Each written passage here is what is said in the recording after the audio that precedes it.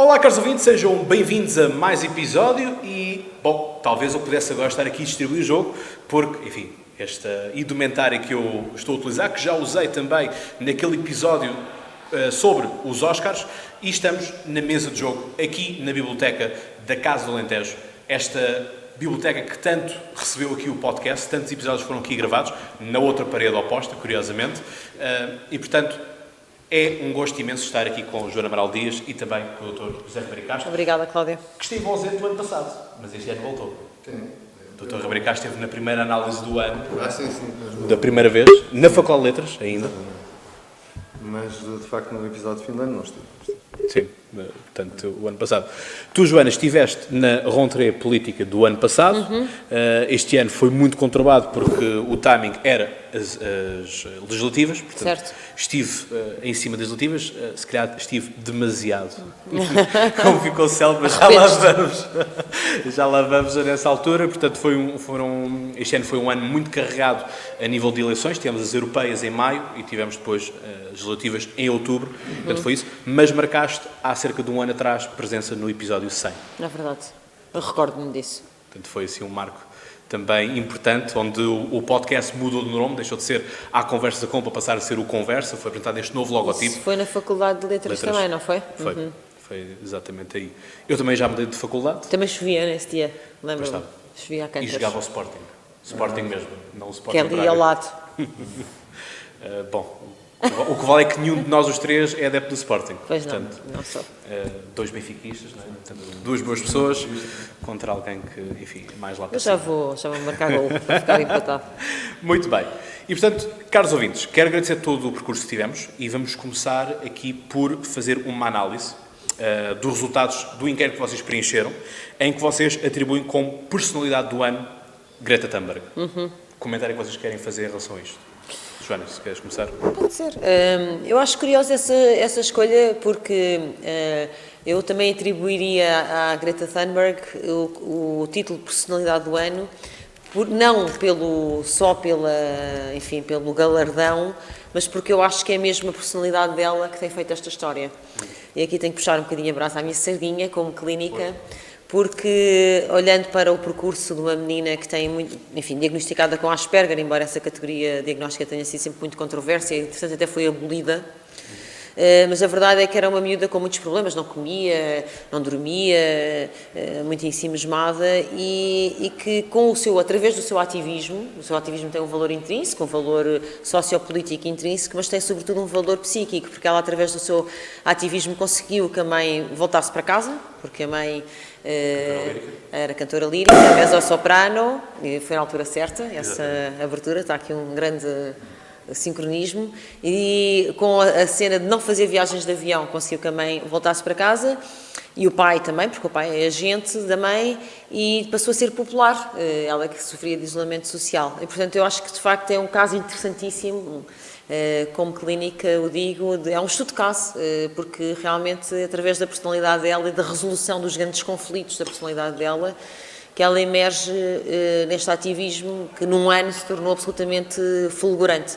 Contudo, só para terminar, eu acho que ela ficará agora perante um dilema muito grande, que é o dilema que vai, com certeza, ter que gerir em 2020, que é ficar entre um ecologismo e um ambientalismo mais ou menos fofinho, pompom, ou partir para uma luta que já é emancipada e adulta e não assexuada ou andrógina como ela parece ser. Ela tem quase 17 anos, faz 17 anos agora em janeiro, a Greta, mas parece uma menina de 12, e o parece fisicamente e parece do ponto de vista também do seu ativismo, e por isso eu acho que o grande dilema dela vai ser ficar nesse ambientalismo mais ou menos politicamente correto, ou então passar a uma luta que de facto tem que ser adulta e que é dura, não é? Porque lidar com a Exxon ou com todas as grandes petrolíferas, as grandes poluidoras, os grandes interesses financeiros e económicos envolvidos na exploração dos recursos finitos do planeta não é brincadeira e não é para meninas.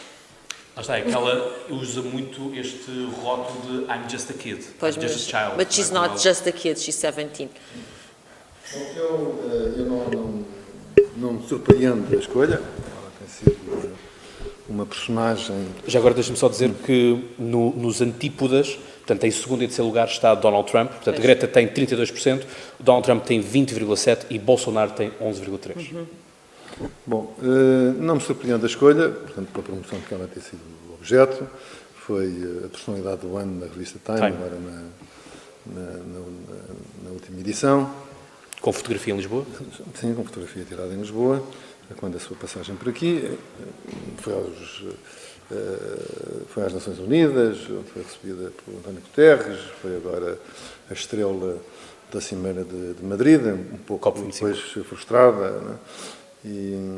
Mas, enfim, eu tenho muitas reservas relativamente à sua atuação e acho que há ali um fenómeno de exploração de uma criança, enfim, parece mais nova do que efetivamente é, e acho que isso lhe pode fazer mal. E eu não gostei do discurso dela nas Nações Unidas, foi um discurso carregado de ódio, no conteúdo e na forma, acho que isso não é próprio de uma criança de qualidade, e, portanto, e acho que também existem fenómenos de exploração por trás. E é mais fácil atirar uma criança para a frente para gerar fenómenos emocionais, etc., que depois são globalmente inconsequentes, não é? Como vimos, aliás, na COP de Madrid, não é?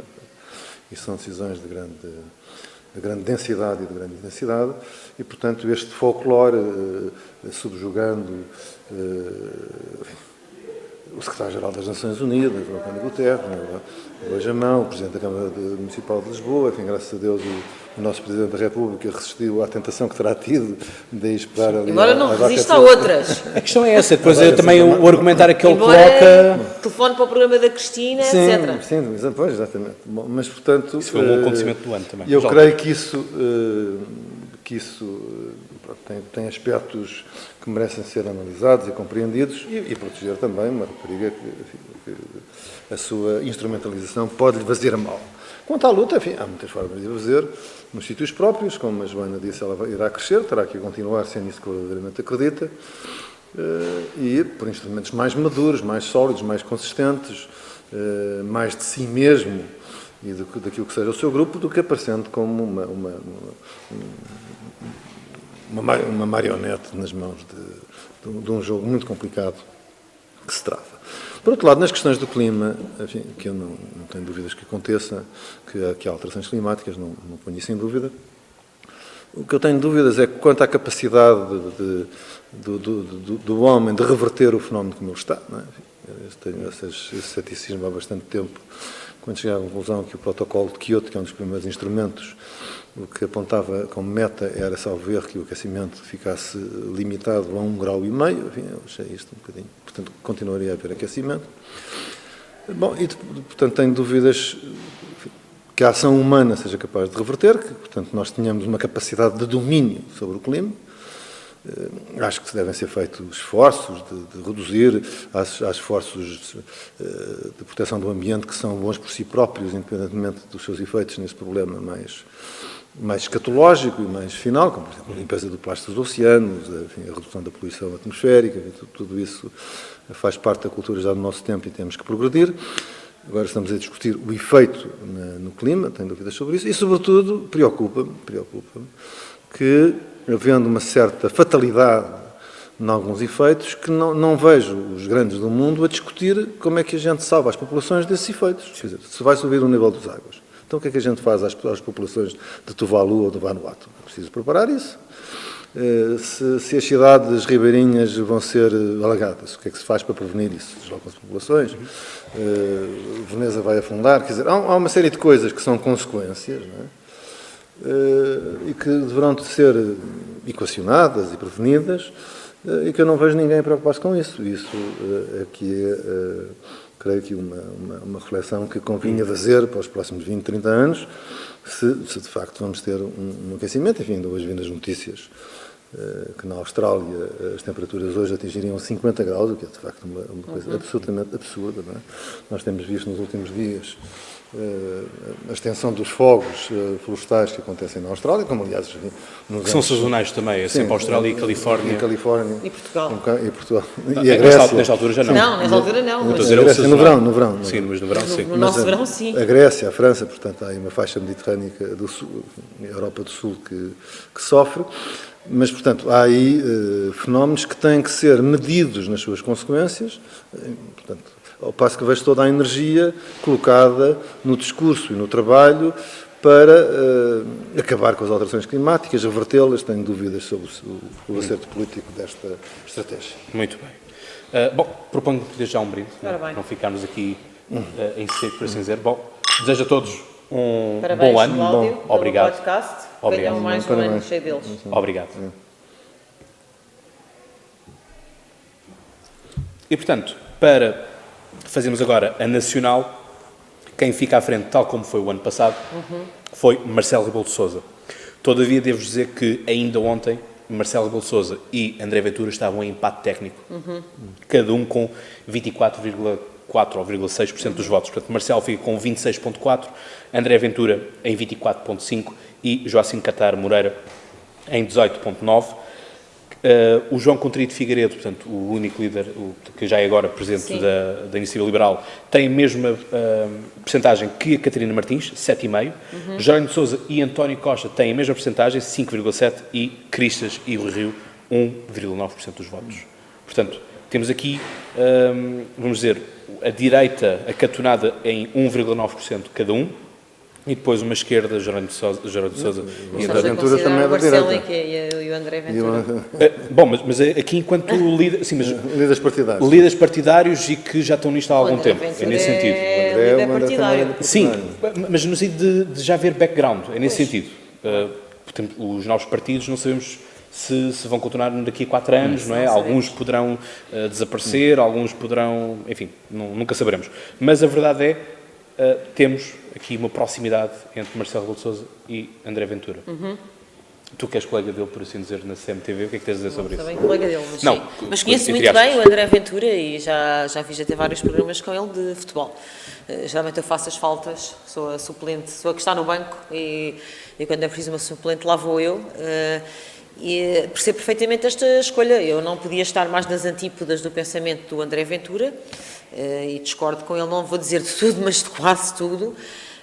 Mas é verdade, é que eu compreendo esta opção porque o André Ventura foi um fenómeno este ano e parece-me uma escolha, digamos que eu que não penso como ele e que realmente tenho ideias diametralmente opostas, era capaz de escolhê-lo como uma das personalidades do ano no sentido de fazer a diferença. Realmente marca algo novo na Assembleia da República de uma maneira diferente. Podemos dizer que a Joacim Catar Moreira também, mas de uma maneira diferente, porque a Joacim tem estado muito ligada às características pessoais dela, designadamente da questão da gaguez, mas não só da gaguez, não é? Da cor da pele, e a Joacim traz sempre essas questões pessoais para o debate, o facto de ser mãe solteira, ela própria faz questão de trazer esses temas.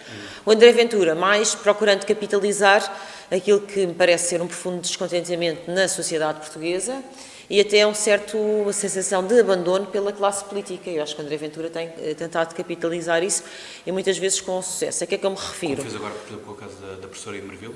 Como fez a professora Marvila e como tem feito com Que não viu o PCP falar muitos setores da sociedade, como a questão, ele tem sido oportunista e oportuno, porque, por exemplo, quando vai visitar o bebé que foi abandonado no lixo pela sem-abrigo, fazendo o contraponto a quem estava a condecorar, como o Marcelo Rebelo de Sousa, o sem-abrigo que salvou do lixo, ou as pessoas que estavam a fazer um discurso mais salvífico da própria mãe, ou quando faz um apoio, um suporte às forças de segurança que têm sido muito maltratadas, mesmo nomeadamente pela esquerda, e que não têm sido muitas vezes atendidas nos seus direitos, ou até das greves, porque paralelamente a isto acho que lança uma certa luz sobre o fenómeno André Ventura. Vamos lá ver, nós nos anos da geringonça até agora, Portugal assistiu pela primeira vez à esquerda a condenar uma série de protestos, manifestações e greves. Estou a falar dos motoristas de substâncias perigosas, estou a falar da greve dos juízes, estou a falar da greve dos enfermeiros, estou a falar agora dos auxiliares, das escolas, dos polícias. Portanto, ou seja, além de tudo mais, há um setor tradicional reivindicativo, além de tudo mais da questão da corrupção, de uma série de outras matérias que apoquentam os portugueses. Efetivamente, houve um abandono de causas que até eram consideradas classicamente de esquerda. Estes são exemplos, entre outros.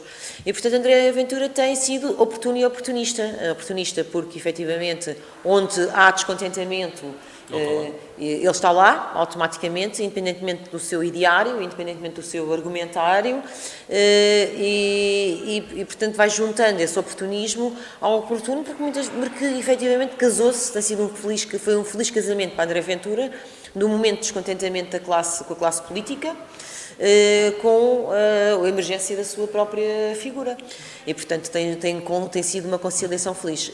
Mas, nesse sentido, eu até acho que é mais vibrante, é um caso mais vibrante que o Marcelo Rebelo de Sousa, que já vinha do ano passado, que vai continuar para o ano, certamente, ou dificilmente vai ser destronado dos ligados, se não do lugar do topo, pelo menos do pódio, exatamente, e que já conhecemos exatamente as suas estratégias, também elas, muitas vezes, se não oportunistas, pelo menos também oportunas. E há bocado falávamos da questão de não ir ver a Greta, mas lá para a Cristina ou para outra situação qualquer, que foram inúmeras. Portanto, sim, acho que o vento está de feição, este tipo de posicionamentos políticos, e o André Ventura efetivamente foi neste sentido, não me interpretei mal, porque eu volto a dizer, de facto, todas as antípodas, mas é o homem certo no lugar certo para esta situação que a sociedade portuguesa vive agora, de um descontentamento profundo. Vamos lá ver, eu acho que só olhando, basta olhar para, e com isto termino, basta olhar para aquilo que são os 30 mil milhões de euros que nos últimos 10 anos os portugueses tiveram que pôr na banca, e que ao mesmo tempo existiram tantas restrições nas reformas, nas atualizações salariais, no setor público, no Serviço Nacional de Saúde, nas escolas, etc., para perceber que há uma bomba posta prestes ou disposta a explodir, e que quem souber navegar nesse mar, obviamente, vai lucrar com isso. E bem, caros ouvintes, acabou por chegar o João Estreia Vieira, que mantém-se em titularidade, não é? Portanto, 3 anos de podcast a fazer o final do ano e 3 vezes que tu cá estás. Portanto, João, obrigado. João Estreia Vieira, da Comunidade de Cultura e Arte. Muito obrigado por estares aqui mais uma vez. Obrigado eu, e peço desculpa pelo ligeiro atraso a todos aqui na mesa. Mais uma vez, obrigado pelo convite, Cláudio, e obrigado em nome da Comunidade de Cultura e Arte também. Sei que já falaram alguns Já despachámos aqui alguns temas, umas coisas, mas depois, quando passar para ti, poderás fazer um breve resumo. Por motivos da gente, o Dr. Ribeiro Castro terá que sair daqui a mais um bocadinho. Portanto, pegava justamente nisto que a Joana estavas a falar e passar para si com uma adicionante de o vento está a favor, mas ainda pomos gasolina ou madeira com as vergonhas no Parlamento. Bom, eu gostava de pôr as coisas na sua perspectiva correta. O mais votado como personalidade do ano, como figura nacional do ano, foi o Presidente da República, Marcelo Rebelo de Sousa, e não André Ventura. E, portanto, eu creio que é importante salvar esse resultado, que confirma, aliás, o resultado, como foi dito, do ano passado, e a estabilidade do Presidente da República em termos da popularidade. Mas aqui Marcelo perde 10 pontos em relação ao ano passado, por exemplo. Tudo bem, teve outros competidores, sim, mas mantém-se o primeiro, não é? E, portanto, ele mantém o seu estilo. Enfim, já nos brindou, uma vez estamos no programa de fim do ano, que vai passar o fim do ano na Ilha do Corvo, que eu acho que é uma iniciativa simbólica da maior importância. Eu acho que é importante que vá ao território mais pequeno e mais ocidental do país e dirigir. Acho que é um gesto que tem um simbolismo muito grande. Eu já estive na Ilha do Corvo e, portanto, será certamente muito importante para as 300 e tal pessoas que lá vivem, mas tem um simbolismo muito grande, justamente por causa disso. Bom, e, portanto, é esse tipo de gestos que torna o Presidente da República uma pessoa bastante popular e próxima das pessoas. Enfim, ele às vezes não resiste a exagerar e faz coisas, a meu ver, desnecessárias, como telefonar para o programa da Cristina Ferreira a meio de uma reunião do Conselho de Estado, ou o que parece, não é? Bom, e outros, enfim, uma vez comentar como se fosse ali um colega no comentário do futebol da CMTV, da Joana Amaral Dias, um jogo de futebol em termos da tática da seleção, portanto são os excessos da sua personalidade, mas mantém um ritmo frenético, infernal, mas, enfim, iniciativas de grande simbolismo e que tocam muitas pessoas, além da inteligência com que gera o seu mandato e consegue presidir o quadro político partidário. É impressionante como o Presidente da República, como Marcelo Rebelo de Sousa, às vezes lidera a agenda política, e marca a agenda e toma iniciativa política como nenhum Presidente o fizera, como, por exemplo, na coisa do sem-abrigo, no combate à pobreza, enfim, outras. Ele enuncia e o sistema, portanto, ele estica ao limite as possibilidades do nosso sistema semipresencial e fala com grande mestria e, portanto, eu creio que isso é positivo. E fala com toda a gente. Enfim, agora há uma grande discussão sobre o estatuto dos novos partidos de um só deputado no regimento da Assembleia, e o Presidente da República os recebeu com a mesma importância como se fosse qualquer dos outros. Portanto, e viu-se com a Joacine, com o André Ventura, com o Coutinho de Figueiredo, enfim, um relacionamento perfeitamente normal. Quanto ao André Ventura, não tenho muito a acrescentar àquilo que disse a Joana Amaral Dias, e aproveito para entrar nos meus temas. Força. Uma vez que um dos temas que eu pus em destaque na política nacional foi a emergência dos novos partidos na Assembleia da República, que eu acho que é verdadeiramente um dado novo. Não é o que foi o Partido da Solidariedade Nacional de Manuel Sérgio em 1981, que foi um fenómeno efêmero e que esteve numa legislatura e depois desapareceu. Eu creio que qualquer destes partidos tem condições para ficar. Pode não ficar. Já tivemos outros fenómenos, já tivemos o PRD. Sim, mas que desapareceu, não é? Em duas legislaturas. Esse foi um grande partido, não foi de um partido, esse foi uma fratura do Partido Socialista, e depois desceu e saiu. Já tivemos o do... E agora o PAN que consolidou. O PAN consolidou. E já tivemos o outro que não consolidou, do ex-bastonário da Ordem dos Advogados. Mas nunca, só entrou, mas pelo MPT. Entrou a cavalo do MPT. Pois, mas estou a chamar a atenção que já tinha havido... Está bem, não, mas agora entraram de uma só vez. Mas, de qualquer forma, isso também foi no Parlamento Europeu, não foi no Nacional. Sim, exatamente. E foi pelo MPT. Foi por uma barriga de aluguer, não é? Não foi a estratégia de barriga de aluguer, enfim, tem havido várias vezes, com mais ou menos sucesso. Agora, aqui o que houve de facto o PAN, que consolidou e subiu agora só para 4 deputados. Fazia parte. Sim, já entrou com dois, mas agora entraram 3 novos partidos de uma só vez. E qualquer deles, em abstrato, tem condições para ficar. Talvez o que tenha uma posição mais difícil é o LIVRE, atualmente. Não, eu acho que isto vai ser crónico. Aliás, enfim, há aí um grande choradinho por causa da Joacine, coisas do Daniel Oliveira e outros. Vêm, o que é que dá a participação na designação dos deputados, eles depois são indisciplinados, são rebeldes e tal. Bom, não é nada disso, quer dizer, o problema político ali está, além da personalidade da Joacine, é um deputado individual de um partido que não é o líder do partido.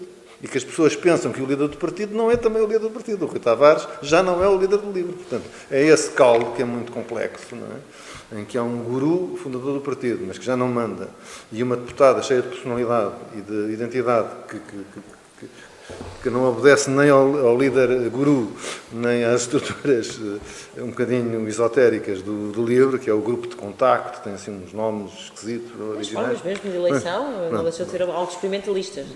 E, portanto, isso introduz alguma fragilidade. Enfim, vamos ver como é que vai assentar a identidade desse partido no rescaldo disto tudo, porque isso também foi claramente posto em causa, mas também eu diria que tem condições para isso, não é? Até porque o LIVRE vem fazer, quer dizer, a história do LIVRE é que defendia dentro do Bloco aquilo que o Bloco não queria. Quer dizer, não só isso, mas queria ser um partido de governo, não queria ser um partido de protesto.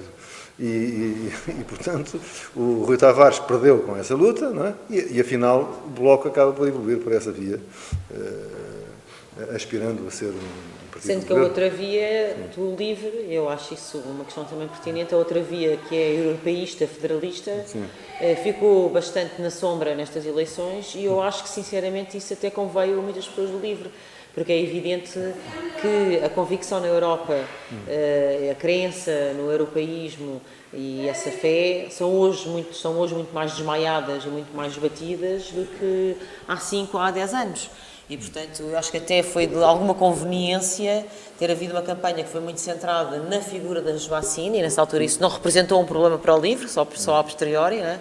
E muito menos centrada no seu ideário. Inclusive, não é? Exatamente. A Ana Drago, por exemplo, colocou essa música. A Ana Drago colocou no programa 360, se não me engano, ou é um qualquer que existe, que ela colocou aquilo no momento de zen. Descontextualizado também das europeias, em que o LIVRE esteve prestes a eleger através do Rui Tavares, que é o próprio guru, como foi dito aqui. Acho que o LIVRE não perdeu essa identidade europeísta. Acho, no entanto, que não estava à espera de que a Joacine reagisse assim ao chegar à Assembleia, não é? Lá está o tal. Não, mas por isso é que nesta altura, enfim, a legislatura toda para correr, nesta altura nós não podemos dizer que, até porque está a pisar um terreno onde há muitos competidores, não é? Quer o Partido Socialista, quer o Bloco de Esquerda, em menor grau, mas também o PCP faz parte dessas águas, e portanto tem ali um terreno definitivamente consolidado. Eles falam muito da questão do ecologista, o socialismo. Sim, mas eu creio que o PAN já terá a sua... Bom, a Iniciativa Liberal e o Chega são um problema, sobretudo para o CDS, mas também para o PSD. Não nos esqueçamos que o André Ventura era do PSD, e, portanto, fez a sua carreira no PSD até depois da eleição de Loures e, portanto, partiu para a formação de um partido. E, portanto, há ali um fenómeno que a Joana Amaral Dias já caracterizou, não tenho assim muito mais para acrescentar. E o Partido Liberal, eu creio que vem preencher um vazio. Eu creio que os liberais em Portugal seguiam, até recentemente, uma estratégia dos cucos, não vaziam o seu ninho, sentavam-se no ninho dos outros. E creio que a Iniciativa Liberal assumiu o desafio de ter um comboio próprio, um caminho próprio. O Carlos Guimarães Pinto mostrou-se uma pessoa com grande imaginação e aqui o Coutinho de Figueiredo também parece que tem. Jorge, mas esses passam a ter o líder formal do Exatamente. partido. Na Assembleia. Isso é óbvio, não é? Como antes tinha feito o PAN. Também o André Silva não era o líder do PAN e passou a ser depois de estar. Mas, portanto, não é só a linha Chega, próxima ao nome do Vox em Espanha, e, portanto, uma direita radical e oportunista, como uma intervenção oportunista, como disse a Joana Amaral Dias, mas, enfim, o liberal também tem uma agenda própria e, portanto, se os outros partidos, que são o PSD e o CDS, não se reorganizarem, nesta altura ninguém sabe o que é o CDS e o que é que vai ser, e o PSD também está num processo eleitoral incerto, bom, têm condições para ficar. O outro tema que eu tinha posto à atualidade política, muito rapidamente, é o Brexit. Acrescentei agora rapidamente, depois das eleições inglesas, portanto parece que vai mesmo haver Brexit, portanto com estas eleições não há dúvidas, não há dúvidas. Tenho pena disso, acho que é um grande fracasso para a política europeia, acho que não é possível fazer uma União Europeia sem o Reino Unido, quer dizer, não é possível fazer uma União Europeia sem ingleses, escoceses, galeses, irlandeses, como não é possível fazê-la sem alemães, ou sem franceses, ou sem italianos, sem espanhóis, enfim, há outros que se podem estar ou não estar. Os noruegueses não tiram identidade à União Europeia, ainda que fosse bom que estivessem, mas um grande Estado como o Reino Unido. E acho que, nesta altura, a pergunta que se tem que fazer à União Europeia, aos seus dirigentes, é o que é que nós fizemos ao Reino Unido para eles quererem ir embora 40 anos depois de ter entrado? O que é que fizemos? Sim, mas os ingleses estavam dentro e não estavam. O que é que não fizemos?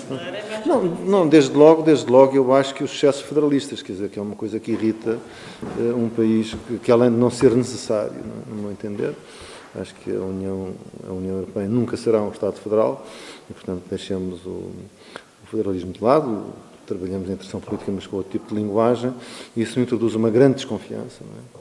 Que já fez aumentar o euroceticismo, ou melhor, o soberanismo em França, é como eles chamam, e noutros países, e acho que cavou a resistência popular e intelectual britânica. Pois, eu, como dizia há bocado, acho que realmente o livro também ocultou isso um pouco da sua postura, justamente por isso, porque o tempo já não é, os tempos já não são dessa fé cega nesse federalismo. Mas o Brexit vai ser muito complexo, porque agora há a questão dos 40 mil milhões que a União Europeia pede ao Reino Unido que pague, e além disso há todas as outras questões, a Escócia e a Irlanda, para resolver. Da próxima década, vamos passar 2020. Isso vai ser um dossiê muito duro, muito e duro. E vai ser até 2030. Muito duro, com a questão escocesa, aliás, enfim, já escrevi sobre isso, e depois poderá vir a galesa também, ainda que... Sem dúvida. Ainda que eles tenham querido também partir, mas, enfim, ultimamente isso mudou, e há a crise muito séria da Irlanda, poderá ser o elemento que faltava para concluir a independência da Irlanda nos anos 30 do século passado, que é a unificação total da ilha, com um governo único em Dublin. E isso poderá ser bastante doloroso também para o orgulho dos britânicos. A coisa no desporto, tinha duas coisas rápidas para referir. Uma é para saudar o desempenho da Seleção Nacional de Futebol, que este ano ganhou a Taça das Nações.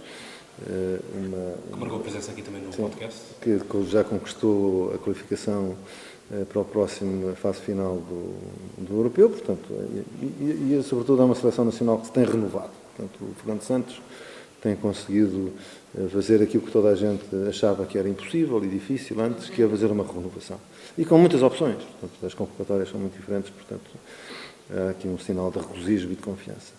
E depois um voto mais crítico relativamente à violência e ao ambiente muito agressivo no futebol. E creio que aqui é preciso pôr um termo nisto. Ainda recentemente saiu uma guerra de comunicadas muito azeda e violenta entre o Porto e o Benfica e vice-versa. E, portanto, acho que isso é deplorável. Mas aí, nesse contexto, o Castro não pode deixar de destacar Alcochete, não é? Sim. E a começar por isso. As revelações que vêm de Alcochete são abracadabrantes, quer dizer, os relatos que todos os dias vêm do julgamento, dos relatos pelos jogadores, o que se passou, quer dizer, é inadmissível que uma coisa dessas se passa, e isso só acontece por causa de direções. São dirigentes que estimulam e permitem esse clube, esse clima, não é? E, portanto, enfim, também já acabou, houve uma época que eu me recordo que acabou com um crescendo de violência a caminhar na época, e depois houve um confronto de dois claques do Sporting e do Benfica à porta do Estado da Luz, que morreu um italiano. Isso é uma coisa inaceitável, isso é uma coisa absolutamente intolerável. E o governo com isso, o que é que faz?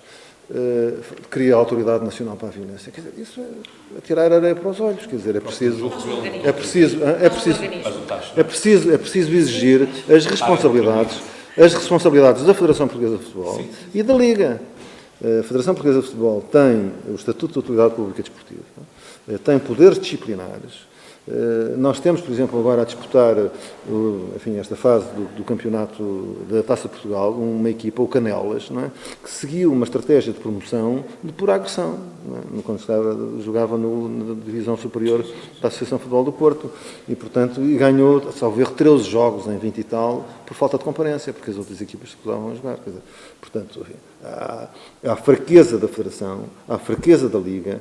Bom, e é preciso pôr um bocadinho de ordem, quer dizer, o que se passa às vezes, histórias do Benfica, histórias do Porto, hoje histórias do Boa Vista, de negócios, de não sei o quê, de porcaria, quer dizer, isso não pode ser, não é? Já não é bola, não é? Isso já não é bola. Não, desculpa, mas também não é só cá. Ainda este fim de semana tivemos em Espanha o caso de um jogador que era conhecido por ter algumas publicações fascistas, nazis também, e que, a meio do jogo, o público começou a ter insultos, retirem o nazi, até que o árbitro parou o jogo e não recomeçou.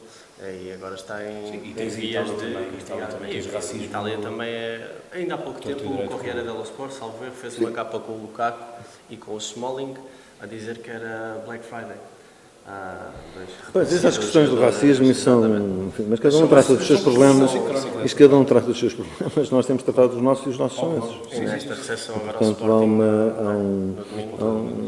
um conjunto de casos, quer dizer, quando se fala de futebol, às vezes é mais os casos que acontecem à volta dos dirigentes, dessas classes, desses conflitos, e eu chego e bato e parto a cara, quer dizer, do que propriamente... Mas também é preciso ver que eu acho que o futebol junta dois mundos muito especiais. É que junta, de facto, o mundo do talento e do mérito por excelência, não é? Porque, de facto, o desporto continua a ser essa arena do talento individual, mas, ao mesmo tempo, não podemos esquecer que o futebol é hoje a quinta maior indústria do mundo e com um crescimento absolutamente exponencial. E, portanto, o volume de negócio à volta das grandes equipas é absolutamente... E é o que dizem de lavagem de dinheiro. E, na verdade, eu acho que ainda não existem, quando falam da fraqueza da Liga, da Federação, isso acontece, de facto, também noutros países, porque, na verdade, é um bocadinho como acontece com o doping no ciclismo. Isto foi um crescimento, o fermento foi tão grande e foi tão veloz, que não existem ainda uma série de mecanismos de capacidade de controle, de retrocontrolo, nas charges, etc., para acautelar uma série de corrupção, esvaziamento, o excessivo poder dado, por exemplo, aos diretores de comunicação, aos agentes futebolísticos, etc., que desvirtua, efetivamente, depois uma série de outras... Joana, eu não tenho dúvidas que essa é a circunstância, não é? E também há corrupção na FIFA, como nós vimos, e em que medida, não é? Bom, que é o nível mais elevado. Mas isso não pode servir de desculpa perante a inação, não é? Bom, portanto, algumas questões de negócios são mais difíceis e, portanto, isso é a autoridade tributária e outros mecanismos que têm que agir, mas o da violência é outro e isso tem que se agir, pondo ordem na forma como os dirigentes intervêm, também avaliando alguns programas televisivos e o tipo de linguagem agressiva que usam e que transmitem. É preciso alguma ética nessas questões, sobretudo aqueles que estão lá a representar os clubes. Bom, e é preciso acompanhar, isto tem sempre uns ciclos, não é? Portanto, não se pode deixar andar ciclos de violência crescendo, porque isso vai dar mau resultado. E, portanto, acho que estamos outra vez, e era preciso também tirar consequências deste caso. Bom, portanto, é fundamental que as autoridades atuem com grande rigor, não lavem as mãos, não criem biombos, não é? Além do Instituto da Juventude e do Desporto, agora criaram mais esta Autoridade para a Violência, que é por ninguém fazer nada, quando têm instrumentos junto às federações que têm que ser usados, porque não se pode deixar isto caminhar, quer dizer, é muito chocante para a opinião pública ver que se passa isto tudo, por exemplo, sob Alcochete, e não há uma palavra da Liga a comentar, não há uma palavra da Federação a pôr um bocadinho de ordem, a pregar um sermão sobre isto, quer dizer, isto é inaceitável que isto se pudesse passar a marcar. Há uma subserviência dos órgãos, e por mais que órgãos extra que eles vão criando, se continuar a haver essa subserviência ao dinheiro, que é isso que acontece. Eu agora com estas histórias já percebi porque é que eles são acusados de terrorismo, porque de facto algumas histórias que ali se passaram e que são contadas é disso. Não é? Eu conheço as escolas onde andam os teus filhos e eu sei onde é que tu moras. Isso é tudo uma rede montada, é uma máfia. Isto é de facto absolutamente intolerável. Último ponto que gostaria de destacar na economia é a crise dos bancos. A Joana também há pouco já referiu isso, os 30 mil milhões que nós já pusemos nos bancos. Mas o que eu creio que é importante que alguém faça, seja o Governo, seja a Associação Portuguesa de Bancos, se quisesse ajudar a limpar o bom nome das empresas que representa, é um digest dos vários relatórios de comissões de inquérito que foram feitos. Não é? Bom, porque já houve comissões de inquérito sobre o PPN, comissões de inquérito sobre o BES, comissão de inquérito sobre Caixa Geral de Depósitos. Bom, mas a verdade é que a gente não sabe, quer dizer, o sumo, né? Quem pôs a mão em quê, portanto, as conexões. Eu recordo, não sei se recordam, que em 2007... Eu por acaso, não concordo com o Roberto Castro, nós sabemos bastantes coisas, o que não sabemos ou que não temos... Não, o acumulado, o agregado. As empresas Está bem. a pagar pelo que fizeram. Sim, mas isso é o agregado. Acho que nós sabemos bastante bem uma série de coisas. Sim, por exemplo, está esta bem. última auditoria, esta última comissão de inquérito à Caixa Geral de Depósitos foi bastante ilustrativa e esclarecedora sobre essa mesma Sim, mas não se passa nada, Não se passa nada porque não há o vigor suficiente sobre isso. É importante fazer um sumário executivo. Nós já sabemos a história. Também, mas portanto, era bom que alguém se desse ao trabalho e que tenha conhecimento suficiente para fazer um sumário executivo de 10 páginas do que é que se passou. Que é relativamente fácil de fazer com a informação que existe, não é? Sim. Porque, quer dizer, eu só consigo mobilizar uma opinião crítica com base num diagnóstico curto do que com 1000 páginas em que umas tapam as outras. Não é? Bom, Eu consigo neste ponto, porque acho que nós não precisamos dizer, ok, o sumário executivo era porreiro e eu sou toda pragmatismo para a frente. Também gostaria de ler esse sumário executivo, mesmo sabendo, tendo acompanhado com algum detalhe estes últimos anos todos do que a ABAC diz respeito, mas aquilo que eu gostava, efetivamente, cidadã, de ver acontecer, é ver que aquele Oliveira Costa, por exemplo, está solto. Nós sabemos que já foram enterrados no BPN 6 mil milhões de euros. Como é que é possível que Ricardo Salgado, em 2014, foi o ano em que houve a implosão do BES? Como é que nós estamos em 2019 a transitar para 2020 e como é que Ricardo Salgado continua soltinho que nem o arroz? Acho que isto realmente é que indigna e que insulta os Andrés Venturas da vida. Bom, gostava de ver o que é que ele pensa sobre isso. Pensa, mas capitaliza com isso. Sim, mas eu não gostaria de saber. Gostaria de saber. Não, mas será uma vergonha. De facto, aí mas, tem razão.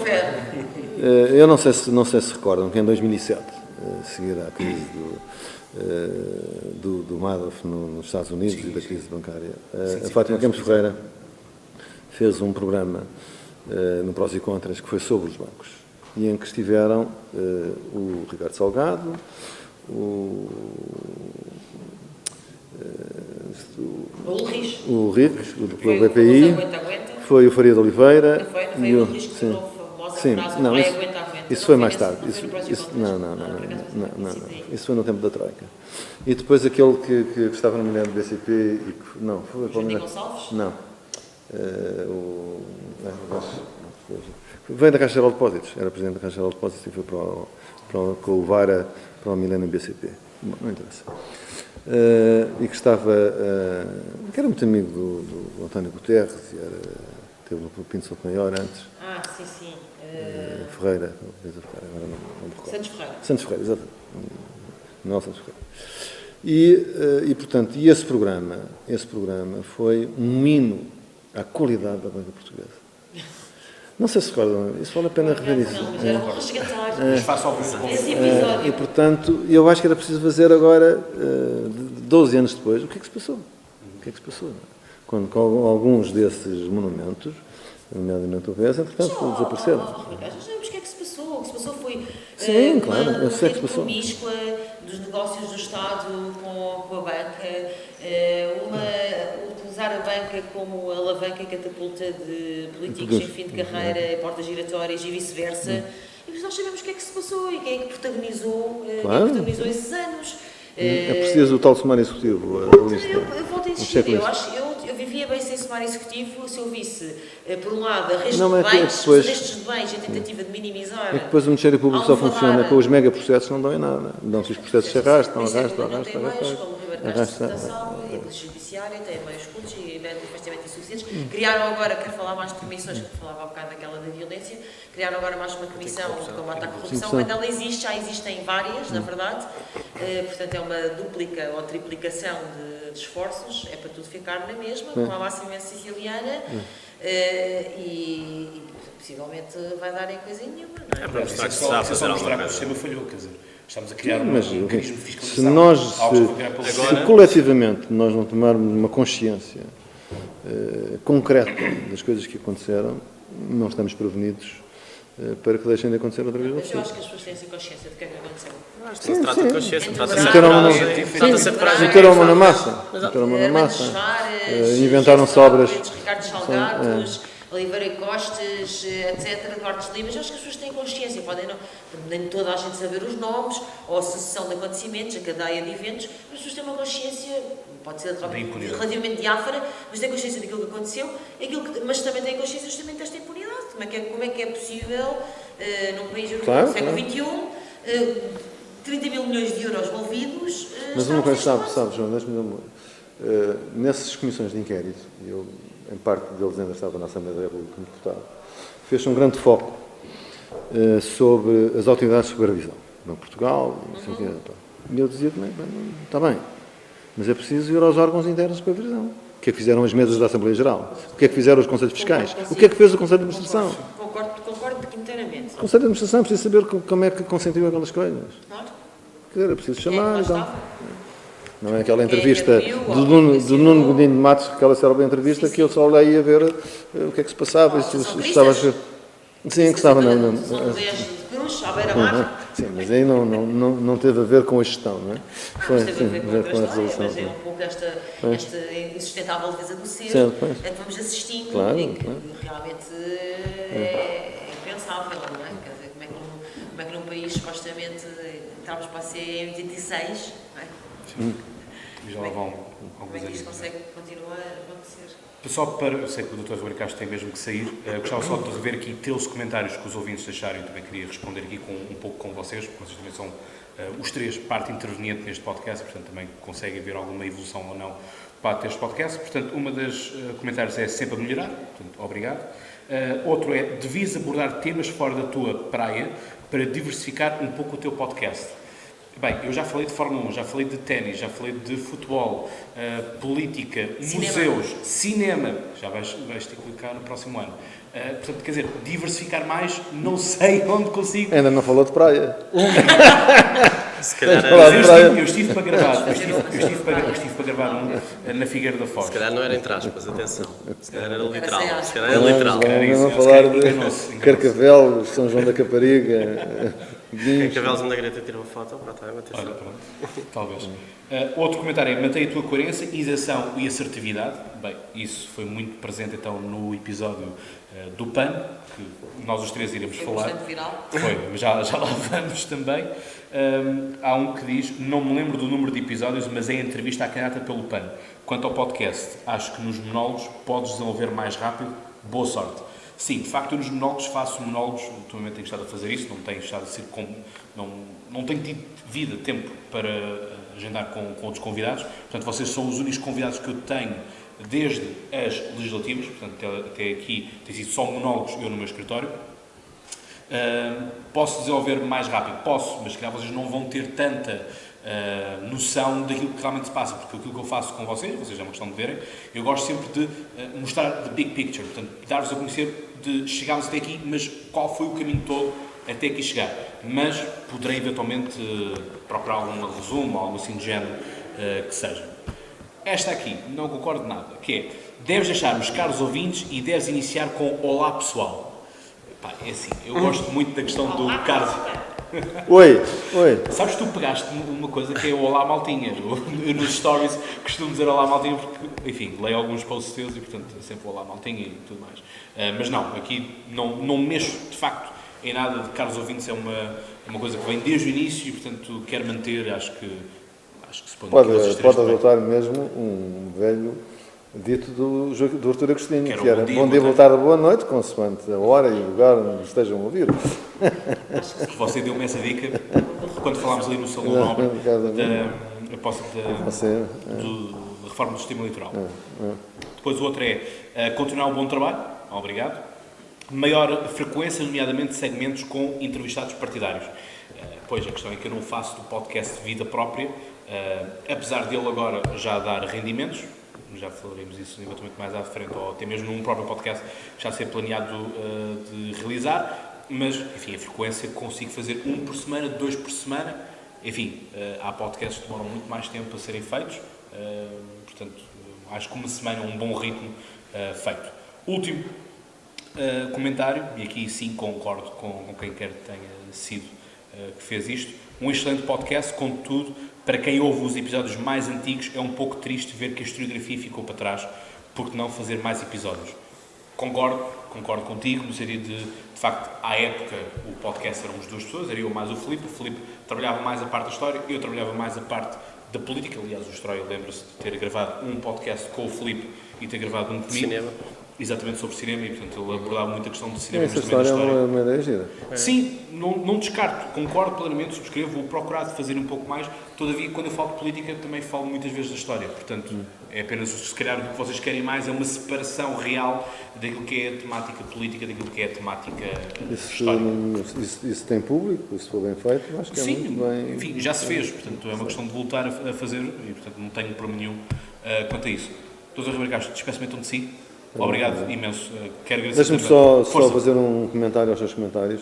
Eu também votei como o podcast mais famoso, acho que é o episódio número 158, que é o do PAN.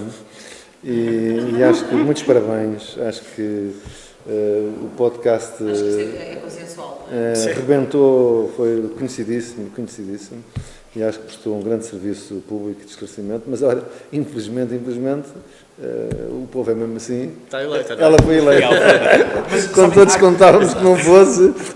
Mas sabe que há uma coisa que eu discuto com os meus professores. Eleita por muito mais. Se calhar. Mas é isso, é uma coisa que eu discuto muitas vezes com os meus professores de Ciência Política, agora estou no mestrado de Ciência Política no ISCS, e eu discuto que é, assumindo a humildade do podcast e a pequenez que o podcast é e tem, a questão é, todas as sondagens à época diziam que o PAN ia ter no mínimo 6, máximo 9 deputados.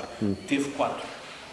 Portanto, lá está, é um pouco como a Joana estava a dizer, se calhar podia ter sido eleita por mais, se calhar eles elegeram 2 pelo Porto, 1 por Lisboa e 1 por Setúbal, se calhar podiam ter conseguido eleger 2 em cada destes distritos, por exemplo. Não, acho que foi muito importante. E aliás é uma crítica que isso podia ter acontecido com outros deputados de outros partidos. Sem dúvida, não tem a ver com pessoas que não conhecem o programa.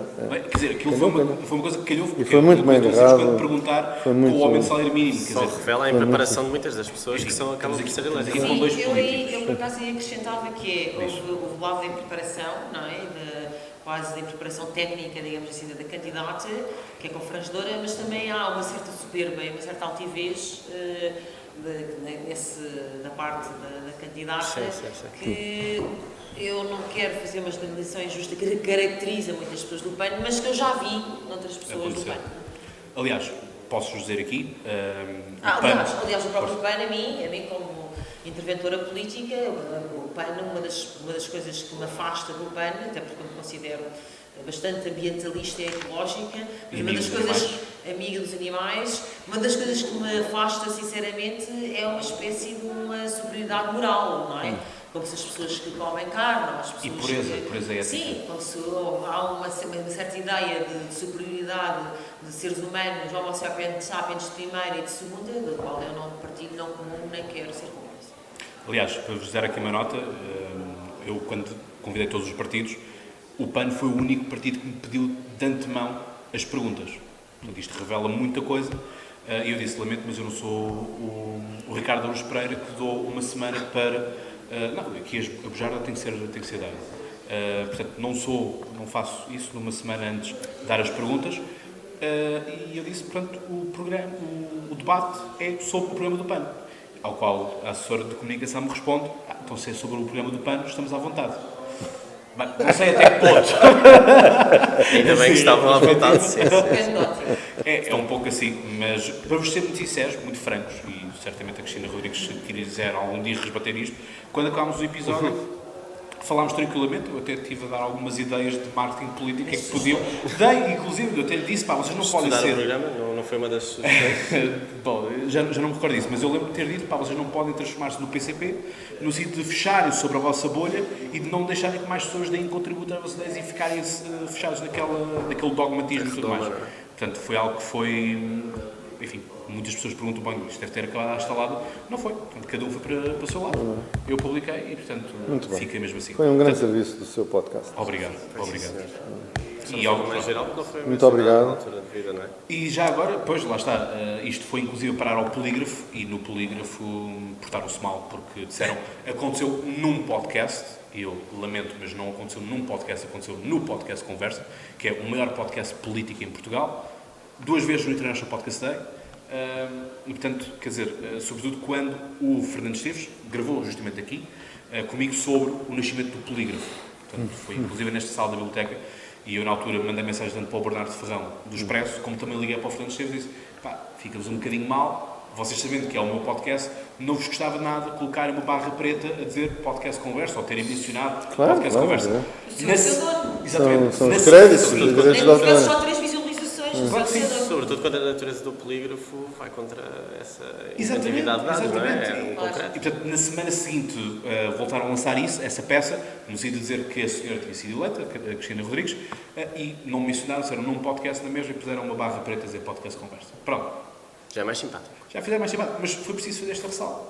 E se calhar, porque eu tenho este perfil assertivo, como diziam os ouvintes, de ir ao embate. E também, enfim, ficou célebre uma frase minha que eu disse nesse mesmo podcast, que é: sou bom naquilo que faço. Que a Joana Marques... Parece um Mourinho. um bocado, e a Joana Marques... Mourinho, atenção, que agora está muito mais humilde, portanto não... Pois, a vida tem para baixar os ouvidos. Mas lá está, aqui o ponto é, após 30 minutos de ouvir aquilo e de fugir a todas as perguntas, quer dizer, e diz-me que... Eu digo, bom, isto assim torna-se difícil de trabalhar, e eu digo, bom, mas... E ela diz, não consegue fazer o teu trabalho. Eu digo, não consigo fazer o meu trabalho porque eu sou bom naquilo que faço. Eu já estava farto daquilo também. E, portanto, teve que ser isso. Desculpa, vou ter que sair. Exatamente, doutora Joana Castro. Muito obrigado. Obrigado. Bom ano. Bom ano, Melhoras de shows. Ficamos então nós aqui os três ainda. E ainda nestas questões do podcast Conversa, gostava de falar contigo de uma coisa que aconteceu e que o João Estoureiro Vieira certamente já saberá o que é que daí vem. Que, enfim, há uma cara ouvinte chamada Soraya. A famosa Soraya. Que segue o podcast desde muito tempo. Ok. É uma ouvinte fiel. Sim, demasiado. Fiel ouvinte.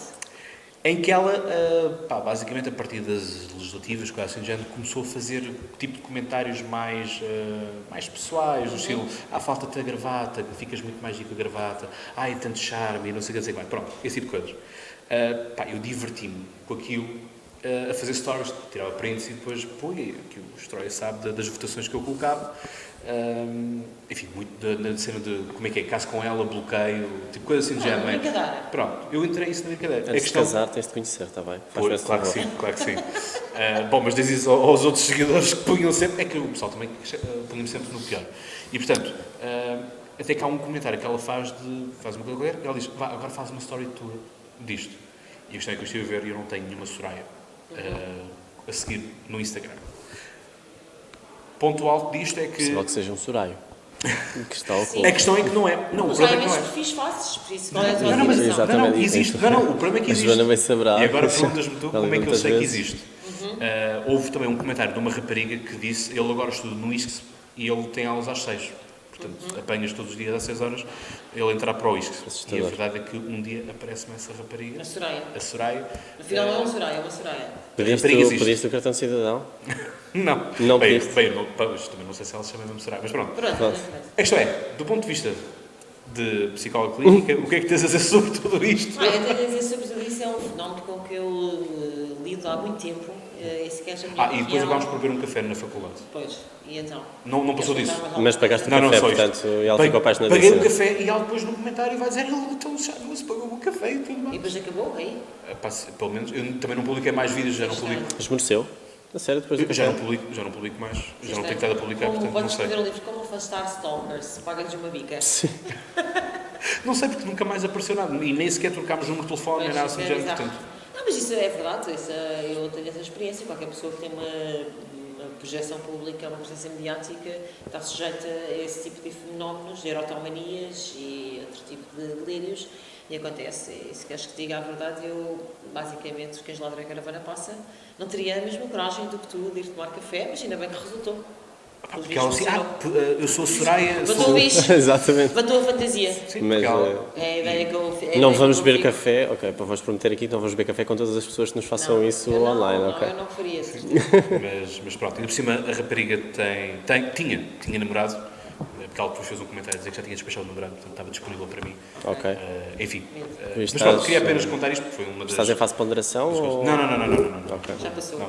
Já passou. Não, até porque foi uma panca dela, não foi uma panca minha, apesar da rapariga ser Soraya, simpática. aqui entre nós, ele está só a fazer difícil.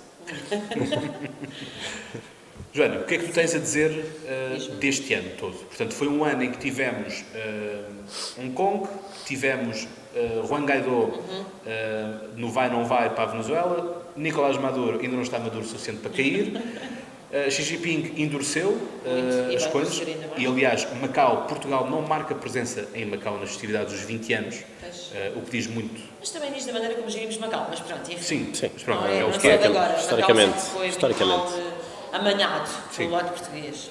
Temos também visitas a Angola, portanto, uma tentativa de aproximação a Angola, apesar de eu achar que Angola será um caso perdido no ponto de vista da diplomacia portuguesa, acho que vai ser muito Esperemos difícil. bem que não. Sim, mas não acho que seja um dossiê fácil. Tivemos João Berardo a rir-se no Parlamento, que foi a comissão de Ikerga. Graças à auditoria que eu divulguei. Exatamente. Obrigada por isso. Queria-te dar... Eu ia-te dar agora os créditos. Aliás, dei-te os créditos. É a segunda vez que o faço. Eu sei, mas é a segunda vez que o faço, porque na Foi os altura... acontecimentos do ano. Sim, Da sim. Política Nacional. Da Caixa Geral de Infelizmente. Depósitos. Janeiro foi logo para abrir o ano. Foi logo em Sim. janeiro. Aliás, eu até mencionei isso no podcast na altura quando estava com o Pokeralítica. Tivemos logo a abrir o ano, o podcast Conversa abriu o ano com a ida do Mário Machado à TV, que resultou no despedimento do rapaz que tinha feito o convite. O Bruno. Exatamente. Eu, por acaso, discordo em absoluto disso. Portanto, tivemos isso. Já é uma das coisas que hoje em dia me coloca muitas questões sobre a minha militância de esquerda, acho que podemos dizer assim, porque apesar dessa dicotomia ser pobre e de facto o mapa não é o território e não lê tudo e está longe de abarcar hoje a pluralidade dos fenómenos sociopolíticos, a esquerda e a direita, mas apesar de tudo a minha matriz ainda é de esquerda, mas hoje oferece muitas dúvidas, sobretudo por causa desta questão. Num constante proibicionismo e uma questão de vontade de um Intolerância, impulso não é? sensório, um tique sensório muito forte, que é quando não concorda, quando não gosta, então censura, pune. E eu sou de uma esquerda que é aquela esquerda do é proibido proibir. E, portanto, muito claramente não da minha geração, não é? Que eu sou pós 25 de Abril, portanto, mais de 78, mas da qual eu me identifico muito mais e faz muito mais parte, para mim, daquilo que deve ser o nervo das sociedades contemporâneas. E, portanto, sobre essas proibições de falar com o Mário Machado, de mandar falar o André Ventura... Tivemos também reportagem da RTP1, da Tânia Ribas de Oliveira, um reconhecido nazi, sim, Exatamente. que esteve preso, Exatamente, inclusive. mas eu não percebo, quer dizer, por exemplo, esse caso do nazi esteve preso e que foi pai de trigêmeos, olha lá o que é, essa história que estás a contar, ilustra bem, porque este homem cumpriu pena, não é? E uma das coisas que eu acho que a esquerda deve defender, e bem, é os direitos dos presidiários e dos ex-presidiários, porque ninguém os defende, não é? Porque é muito fácil sermos todos solidários com bebés, crianças e até cães, mas sermos solidários com pessoas que cometeram delitos e crimes é muito mais complicado, do ponto de vista social, muito mais sofisticado e muito mais exigente. E, portanto, a mim faz muita confusão como é que nós queremos condenar alguém para a vida toda. E, portanto, a condenação não é aquela que a pessoa cumpriu, os 10 anos que foi privada de liberdade, ou 5, ou 1, não interessa, mas é como se fosse uma pena perpétua. E, portanto, não pode falar na televisão, não pode... Sim, quer dizer, isso para mim é impensável. Portanto, eu hoje em dia devo-vos dizer que, embora... continuem muitas coisas, como por exemplo os direitos cívicos e sociais, a questão da liberdade, dos serviços públicos. Nesse aspecto, identificar-me com a tal matriz de esquerda, tenho muitas dúvidas e tenho muita resistência a este tique proibicionista de que a esquerda foi abraçante. Defendo também em parte o que a Joana está a dizer, mas acho que aqui... e sendo que tenho também a minha matriz de esquerda, acho que aqui a questão também vai mais para uma normalização que não deve ser propagada, por exemplo, nessa entrevista. Porquê? Porque a entrevista a esse nazi que esteve preso, qual é a importância dele para a sociedade, para me ser tempo de antena de uma entrevista da Tânia Ribas de Oliveira, que tenha o tempo de antena que tiver, mas é mais a questão da normalização do que tanto da proibição, mas sim. Eu vou por este ponto de normalização. O que é que és com normalização? A minha questão é porque ir entrevistar... Eu acho que a entrevista eu não vi a entrevista por acaso, mas tanto quanto eu sei era procurar pessoas que são pais de trigémeos, não são assim tantos, não nascem assim tantos trigémeos por ano, e no caso dele acho que ele tinha tirado uma parte da licença parental ou não sei o quê, portanto muito menos deve ser, portanto, mas ele não pode dar esse contributo. O que é normalização? Sim, eu acho que uma pessoa quando acaba de cumprir pena, eu falo disto à vontade, porque condena em absoluto toda a ideologia fascista e nazi. Mas se a pessoa que já cumpriu pena, já fez esse pagamento, digamos assim, à sociedade, o que é normalização? Sim, deve ser normalizada, a sua vida deve ser normalizada, a pessoa deve ser reintegrada na sociedade, deve ser reinserida, isso é que eu acho que a esquerda deve defender, e deve ser tratada com normalidade, sim, com normalização. E se a Tânia Ribas de Oliveira ou qualquer outro jornalista está à procura, enfim, não parece assim tão interessante, mas pronto, está à procura de pais que tiraram a licença parental para ficar a tomar conta de trigêmeos, se calhar encontra 3 casos. Vai riscar aquele da lista porque aquela pessoa cumpriu uma pena? Epá, eu acho isso é uma discriminação intolerável, eu não me revejo nisso. Esse tipo de ideologias, e aí sou plenamente de acordo com a Joana, se debate em debate. Exato, exatamente. E se não estamos capacitados para, em debate, ultrapassar essas ideologias, então já estamos essa ideologia, aliás, se calhar, tu lembras-te, pontos... até um caso, para mim até o caso, um dos casos mais chocantes, mas acho que isso já foi em 2018, mas vocês corrigem-me, se eu estiver enganada, exatamente, foi da Web Summit 2018. Da Marine Le Pen. Da Marine Le Pen. Exatamente. A mim chocou-me profundamente como é que a esquerda, não é? Se levantou contra. Qual é o problema? Porque eu concordo inteiramente contigo. Qualquer ideia de que nós discordemos, nós temos que ter, então, se as nossas ideias são melhores, qual é o problema de ir a jogo? Vamos a jogo. Exatamente, vamos a jogo. Mas depois a componente aqui da normalização, eu percebo o Stroia. Quando ele, porque se fosse, e nós vemos isso, os votos no Parlamento, se fosse, se calhar, vir cá o Kim Jong-un, o supremo líder da Coreia do Norte, desculpem, aí se calhar a esquerda já aplaudiria, não sei. Aqui a nível do alinhamento. Não, isso acho que não é verdade. Os votos de condenação sempre, é por isso que eu digo. Isso eu não acho que aconteça. Sim, mas pelos votos de condenação e de aplauso que existem, basear nisto, entendes? Mas isso aí também levanta outra história que é assim, acho que as pessoas ainda têm alguma dificuldade em perceber, também talvez ainda porque a nossa democracia já não é jovem, mas também ainda não tem aquela, maturidade. Se calhar, sim, se compararmos, por exemplo, com a democracia britânica, outra, não é? Mas, sim, vai agora entrar no mercado de trabalho, basicamente a nossa democracia. Exatamente, vai entrar no mercado de trabalho.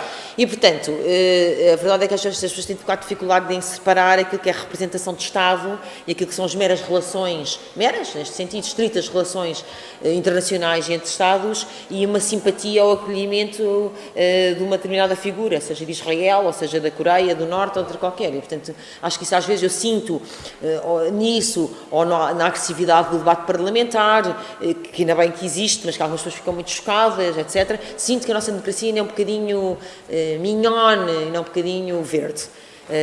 Portanto, aí se calhar entra o outro plano. Agora, a normalização para mim eu acho muito bem que pessoas que já cumpriram a sua pena, seja por terem furtado um chocolate, seja por qualquer outro delito, por violência doméstica, eu falava de um crime da qual eu combato todos os dias, violência doméstica ou outro qualquer, é para assim, sejam normalizadas, porque essa é a ideia de cumprir pena, porque as pessoas são privadas da sua liberdade, isso já é uma pena suficientemente dura. Mas estamos a falar de uma pessoa que tinha, aqui a base e nada contra uma questão estética, que tinha tatuagens nazi tatuadas na testa, enquanto se dava uma criança, em horário nobre da televisão, com pessoas de todas as idades a ver, essa é que é um bocadinho a sensibilidade da normalização. Eu, por exemplo, acho que não temos que estar a censurar símbolos, nem palavras de ordem. É o primeiro passo para serem mais propagados ainda. Claro que sim, no entanto, claro que sim. Acho que haveria mais pessoas a serem entrevistadas. Eu lembro-me de ser adolescente e embora eu fiz o meu liceu numa escola pública, em Coimbra, no Liceu José Falcão, e até era um liceu bastante híbrido, do ponto de vista sociocultural, e portanto havia meninos queques,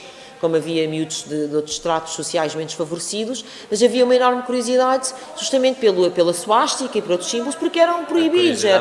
Exatamente, e portanto eu realmente vejo com desconforto, para mim é um grande desconforto, e até junto de amigos de direita e de colegas de direita, quando vem esta onda proibicionista de esquerda e censória, o lápis azul, eu vivo um grande desconforto e às vezes até uma quase vergonha alheia, porque realmente não me identifico e eu acho que nós vamos pagar caro, nós todos, mas os que são mais próximos da esquerda, vamos pagar muito caro esta coisa sensória e permanentemente vigil do espaço de manifestação e de expressão, de liberdade de expressão do outro.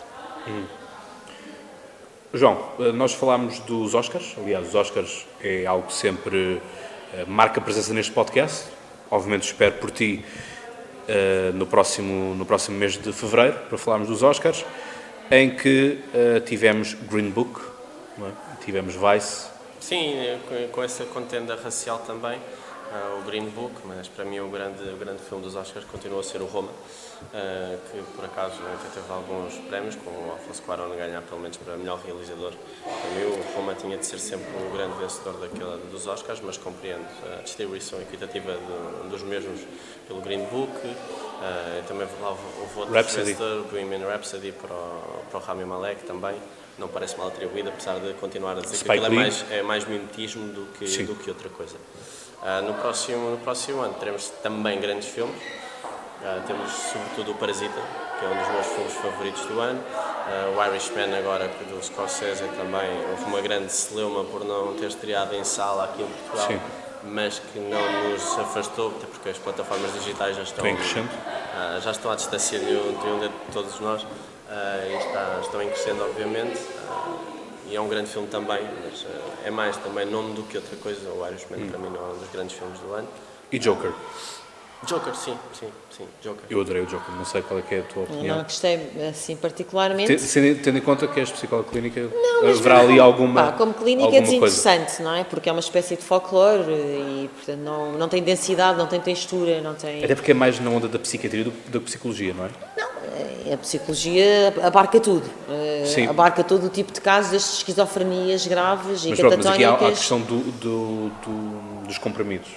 Eu pessoalmente divido mais as coisas assim desta forma. Não, eu até acho que não vejo assim esta história do Joker, não a vejo assim, aliás, até acho bastante centrada nos aspectos biográficos, dos maus-tratos infantis, etc. Portanto, não a vejo assim, não a vejo como uma história de psiquiatria / psicologia, vejo com pouca densidade, acho que é uma personagem com pouca densidade. Também não gostei particularmente da interpretação do Joaquin Phoenix, é muito, para mim, como consumidora de cinema, é muito também ela exuberante e muito de encher o olho, mas também acho que lhe falta textura. E a história, enfim, é uma pequena fábula sobre a estigmatização na sociedade contemporânea, longe de encher as minhas medidas, muito longe. Os Parasitas, não digo o mesmo, apanhei um grande estaladão, foi por acaso antes de estreia e levei um estalo, não estava à espera, embora seja grande fã do realizador. Devo-vos dizer que há mais de 10 anos, há uns 15 anos talvez, arrastei o meu irmão, se ele vir este podcast vai-se rir com isto, estávamos a passar férias na Figueira da Foz e eu estava doida para ir ao cinema desse dia, arrastei-o até Aveiro para ir ver o Monstro, que era um filme que ninguém via, e que ele depois, quando depois no fim, lá fez-me companhia, o meu irmão mais velho, e que depois gostou imenso do filme e pronto, e também gostou agora, certeza, por acaso não falámos disso, mas tenho certeza que ele gostou agora dos Parasitas. E assim, esse para mim é um filme genial, que junta desde os aspectos irrepreensíveis audiovisuais, estéticos, imagéticos, até é uma história belíssimamente bem contada, até à parte efetivamente reflexiva e de certa forma interrogativa, que eu acho que a arte não pode prescindir desse papel, pese embora as bananas coladas com fita cola nas feiras das vaidades deste mundo. O que é arte hoje em dia? O que é arte? Mas o Chernobyl é um entertainer nato para mim. E o filme, o Parasitas, é um filme muito engraçado porque nós nunca temos uma definição de espacial ou temporal de ação. Vão-se sempre sobrepondo umas às outras e vamos ganhando novo interesse, até pelo surgimento de cada vez mais famílias em ação no filme, também para não spoiler quem ainda não viu e quem vai fazer binge-watching antes dos Oscars, mas o Parasitas é sem dúvida um dos filmes do ano. Em relação ao Joker, concordo em parte com o que a Joana está a dizer, até porque ela tem formação da psicologia clínica, portanto saberá muito mais do que eu a densidade do Joaquin Phoenix. Eu gostei bastante da interpretação dele. É uma fábula, é exuberante, também o Joker o era em BD, mas a minha grande... Mas em BD eu acho que tinha outra gravitas. Sim. O que eu mais ressalvo no filme é, sem dúvida, a fotografia. Tem fotografia fantástica o filme, aí o Todd Phillips fez um trabalho fantástico. E música também. Música também, tem algumas cenas fabulosas, como aquela descida das escadas do icónica já. Sim. Não confundir e não dizer que o Joker é do Martin Scorsese, como fez o Santana Lopes. Sim, mas vale estar quieto quando... Os violinos de Chopin, retomando. Quando não se sabe, mais vale estar quieto. Sim, é um bocado assim. Eu trouxe o Joker... Mas tem de procurar novas valências agora com o Aliança, já não entra no plano. Bom, eu trouxe o Joker aqui ao podcast, sobretudo trabalhar do ponto de vista da política, não é? Portanto, porque eu sou sincero, saí daquele filme e não tenho que saber patavina das análises de isto é a normalização do mal, a questão da violência, a banalidade do mal, como defendia a Arendt, defendia. Então. Sim. Portanto, grande historiadora. E, portanto, a componente toda dessa parte da psicanálise e tudo mais, eu desliguei totalmente isso. Foquei mais na questão... Fiquei mais na questão política, porque vi muita política ali colocada, populismos, a mensagem do Trump e tudo mais. Existe até um podcaster americano que diz que não tem bem a certeza se ele por acaso não viu durante os protestos um Baby Trump, aqueles insufláveis. Ele diz que não pareceu-lhe, mas que ele não teve para ir ver uma segunda vez. Às vezes cada um não quiser. Sim, Às vezes não. e sempre. foi isso, mas foi isso que eu disse na abertura desse episódio, que é, no Joker nós vimos aquilo que nós quisemos ver. Sim. E, portanto, justificamos o que é que nós quisemos ver. Eu vi um pária da sociedade que se estava a revoltar contra as pessoas que o rodeavam e que lhe faziam mal, não é? Sobre tudo isso. Sim. Com mais ou menos densidade. Não, mas a propósito, eu acho que a comparação não é despicienda. Eu depois tens mesmo que me libertar, Cláudio. Até mas a comparação... quem ouvir isto até parece que eu sou um carcereiro. Exatamente. Um terrorista.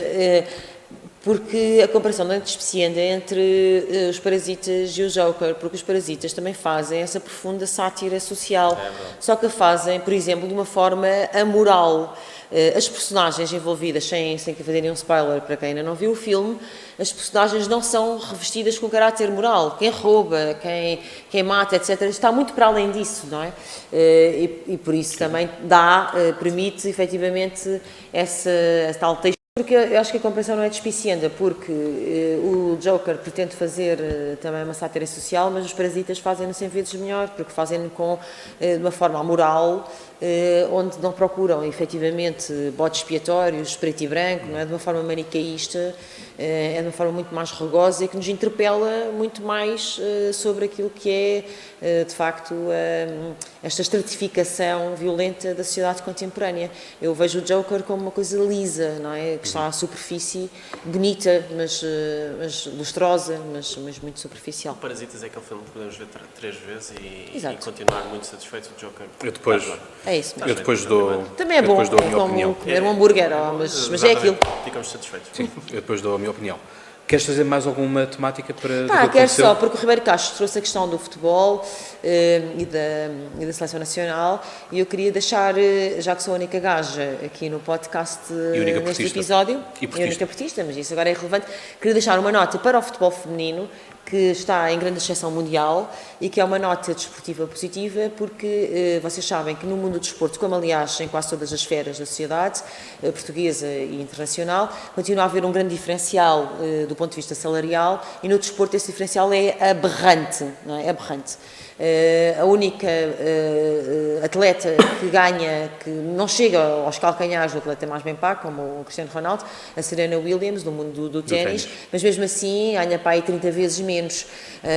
Portanto, é absurda a disparidade salarial que existe no mundo do futebol, é absurda também o diferencial que existe ao nível de patrocínios, para aí fora, do qual a indústria desportiva também vive. A Marta do Brasil recusa Exatamente. usar Nike. Eu ia dar esse exemplo e acho muito bem, não precisamos de mais como ela, tá? Beijinhos. E já Super agora, 2020. o que é que tu achaste, também para terminar, Tenho que ir embora! o que é que tu achaste da capitã da seleção americana? Que fez um grande frente ao Trump. Eu acho que o facto de haver cada vez mais, em geral, cada vez mais mulheres de várias áreas a protagonizar posicionamentos políticos é super positivo. Muito bem. Joana, então olha, não te Beijinho. prendo mais. Obrigado Bom ano. por estares aqui. Beijinho. Um beijinho. Não me debruço, não vou albarroar aqui o Cláudio para vocês. Super 2020. 2020, ainda custa um bocado a dizer. 2020. E começamos um... Portanto, obrigado aos dois por terem estado aqui, João. Obrigada, É eu. sempre um gosto manter-te aqui nesta linearidade destes 3 anos. É verdade. Este já Crescimento um bocadinho mais. mútuo. Crescimento mútuo? Em que sentido? Tu cresceste com o podcast e eu cresci a ver também este teu podcast.